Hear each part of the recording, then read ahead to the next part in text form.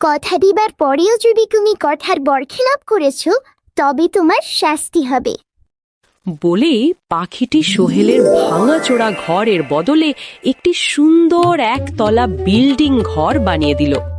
সোহেল, রবি, হাসি অবাকের চরম পর্যায়ে চলে গেল।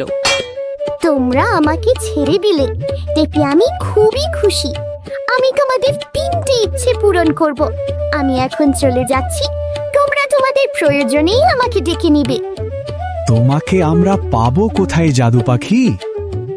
উত্তর পূর্ব দিক মুখ করেই বলবে, জাদু পাখি, জাদু পাখি, এদিকে শোনো দেখি, কথা আছে তোমার সাথে, দেখা তুমি দিবে নাকি?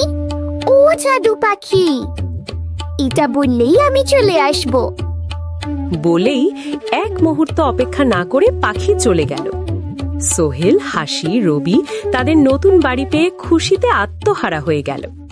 বন্ধুরা, পুরো ভিডিওটা দেখতে এখনই ঘুরে এসো আমাদের ইউটিউব চ্যানেলে আর সাবস্ক্রাইব করে পাশে থেকো।